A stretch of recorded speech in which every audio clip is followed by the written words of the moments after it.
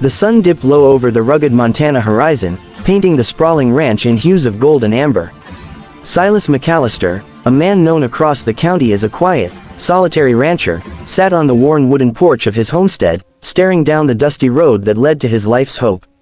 Today was the day his bride, the woman who had captured his heart through months of letters and brief meetings, was supposed to arrive.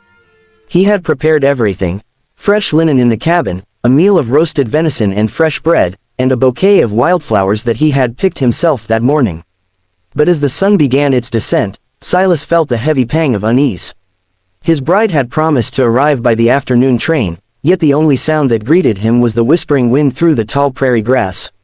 Hours passed, the amber glow of dusk gave way to the deep, cold blue of evening, and the emptiness of the horizon weighed on him.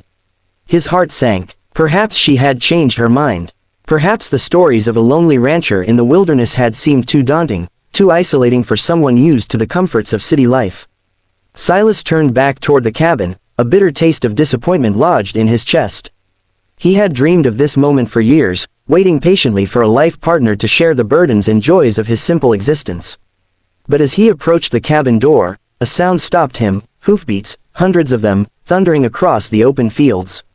At first, he froze, unsure whether to panic or investigate. Then, emerging from the shadowed horizon, a remarkable sight unfolded. 400 native warriors rode in perfect formation, their faces painted, their expressions solemn yet proud. The sheer number of them sent a shiver down Silas's spine. "What in God's name?" he whispered, his voice barely audible over the pounding of his heart. The leader of the group, a tall man with striking features and eyes that seemed to hold centuries of wisdom, rode forward. He dismounted gracefully and approached Silas, who instinctively reached for the old rifle resting against the porch. But the warrior merely raised a hand in peace, his voice calm and resonant. "We come not to harm, but to honor," he said. "Your bride requested our presence." Silas blinked, his mind reeled. 100 questions swirled in his head. How could this be? He had received letters from his bride, yes, but nothing in them had hinted at this extraordinary gesture. "Honor," he stammered. I don't understand." The warrior gestured toward the mass of riders behind him. "She asked us to ensure your heart would never know loneliness. She sent us in her stead, because she believed your generosity and kindness deserved recognition beyond words." Silas's eyes filled with tears, not of fear, but of bewildered gratitude. He stepped down from the porch, his legs trembling, and approached the assembled warriors.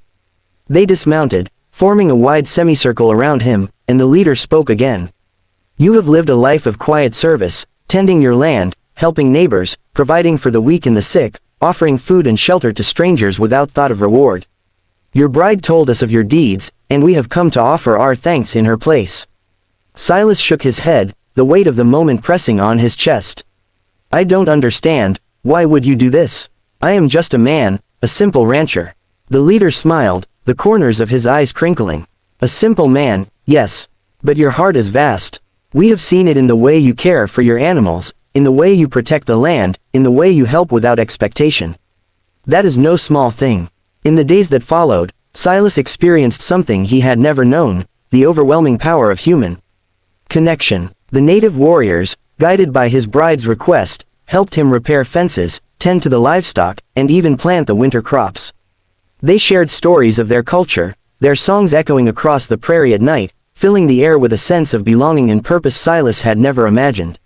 He realized, slowly, that this remarkable gift was more than an acknowledgement of his work, it was a lesson in the power of selflessness and kindness. For every gesture of goodwill he had offered in his quiet life, the world had responded in a way far beyond his understanding. On the fourth evening, as the golden sun dipped into the horizon once again, Silas sat with the leader by the fire, the other warriors gathered in respectful silence.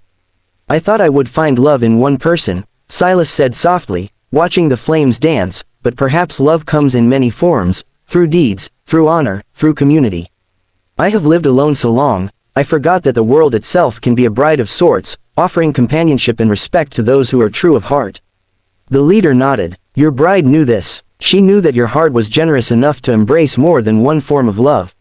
And in showing you this, she gave you a gift far greater than any marriage alone could offer." Tears welled in Silas's eyes, not of sorrow, but of profound realization. He had spent years waiting for a life partner, believing that love could only come in a single form, only in one person. Yet here, among 400 native warriors, he had witnessed the truth of humanity, that kindness begets kindness, that selflessness creates bonds that transcend expectation, and that a heart open to giving is a heart forever rewarded. When the warriors finally departed, their horses kicking up dust in a cloud of memory and hope, Silas remained on his porch long into the night. He no longer felt the weight of solitude. Instead, he felt connected, not just to his bride, whose letters now took on an even deeper significance, but to the vast tapestry of humanity that had reached out to honor him. Months later, when his bride finally arrived, she found Silas transformed. The rancher who had waited alone was now a man imbued with gratitude, humility, and a sense of boundless love for the world around him. They embraced, but Silas knew that the greatest gift he had received was not her presence, but the revelation that generosity, courage, and kindness could summon wonders beyond imagination. From that day forward, Silas McAllister lived with a heart wide open, offering help, protection, and care wherever it was needed. And though the story of the 400 warriors became a legend in the county, Silas never forgot the lesson it carried, that true love and true connection are born not from expectation, but from selfless action, and that sometimes, the world itself will answer the call of a good heart in ways we could never foresee. In the quiet evenings, as the prairie wind whispered through the grass and the stars blanketed the sky, Silas would smile, remembering the day when a lonely rancher awaited a bride, but received instead the gift of an entire community, an enduring testament to the transformative power of humanity and the extraordinary beauty of kindness.